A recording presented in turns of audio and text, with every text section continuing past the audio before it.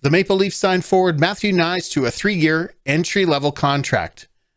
The contract begins in the 2022-23 season, so that's the remainder of this season, and the AAV is $925K per year for the next 3 years.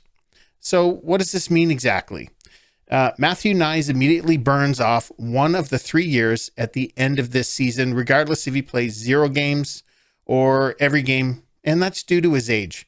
There's different rules for different age groups in an entry-level contract with number of years signed to number of games played before you can burn a year. But in Matthew Knies' case, since he's only 20 years old, he has to sign a 3-year entry-level contract. And since he was signed during this year, it automatically burns a year of his contract. Kyle Dubas' statement on signing Knies, and I quote, "In 2 seasons playing for Coach Motzko and his program at the University of Minnesota, Matthew has participated in 2 Big Ten championship games, 2 NCAA Frozen Four championships, 2 World Junior Championship tournaments, and 1 Winter Olympic Games. The impact of that experience, in addition to the massive steps the program at the University of Minnesota has helped him take on and off the ice, are something that we are forever grateful for. We look forward to welcoming Matthew to our club this week and helping him continue down the great development path he has been on with the Gophers." End quote. Just another point here. Also, he's not eligible to play on the Marlies this year because he has signed an NHL contract after the trade deadline, and that makes him ineligible. So let's take a closer look at Matthew Knies. He's 20 years old. He's an American. He shoots left. He's 6'3", 209 pounds. And did I say he's only 20 years old? He's going to continue to grow and get stronger as the next few years progress. He plays left wing. He's a Hobey Baker Award finalist. He has lots of skill sets, lots of hockey IQ. He was drafted 57th overall by the Toronto Maple Leafs in the 2021 NHL entry draft. He recorded 42 points, which break down to 21 goals, 21 assists through 40 games with the University of Minnesota, the NCAA this season. Knies helped Minnesota to the 2023 Men's Frozen Four National Championship. The Phoenix, Arizona native has posted 75 points, and that breaks down to 36 goals, 39 assists through 73 career NCAA games.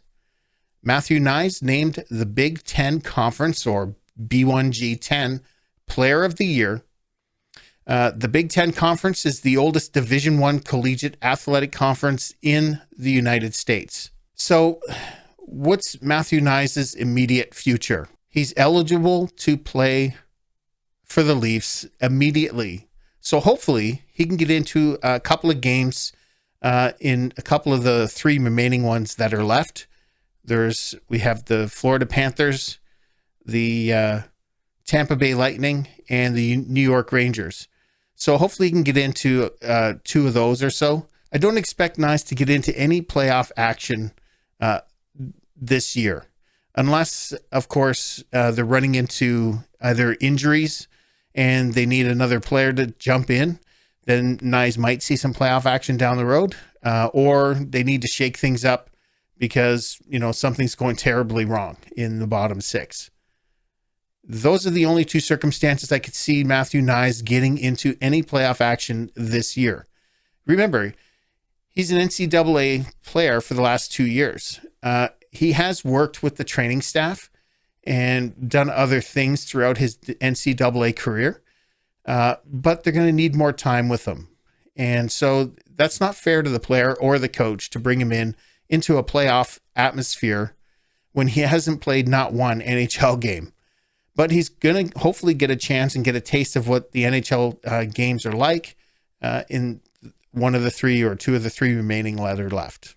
So online right now, it's funny. This person, Zig Field, he quoted It's funny how Leafs fans think this guy is some kind of top prospect who can just step into the NHL top 9. Most likely, he will need at least 1 year of pro in the AHL before you can even think of him joining the NHL. Well, hold on there, Zig. There's a few things you got mixed up there. First of all, Matthew Knies is ineligible to play in the AHL this year because he was signed after the trade deadline. And secondly, no one said that he can just step into an NHL top 9. I can't believe you actually went there. Top 9? You mean top 6? But no, he's going to be more of a bottom 6 at this point. But really, you said that? Knies is a top prospect with the things that he has done thus far in his hockey career on an international level, as well as the NCAA and in his junior years. He was signed to an entry-level contract and will play in a few of the remaining games with the club. And that's it. That's all. He will most likely not get any playoff action, like I was just saying before, unless the Leafs run into injury trouble or need to shake things up. The Leafs development team will work with Knies like they have already been doing through his playing time with the NCAA. And I mentioned that before already. Knies shows a lot of upside here, though. So there's a good reason for the fans to be excited with yet another top prospect that the Leafs have signed this year. Anyone who can't see that or understand that needs to not comment on hockey anymore. And Zig, I'm looking right at you. Okay? And that about wraps it up. If you want to know more about Matthew Knies, just Google him. He's got his own Wikipedia page. And there's all kinds of stats and facts there that you can have a look at. And go on YouTube, look at a couple of videos of him playing for the Gophers, and you'll see him in action. There's a lot to be excited about if you're a Leaf fan coming up next season. And I guess we'll see him in action in a few of the remaining games, like I've been saying throughout this entire video.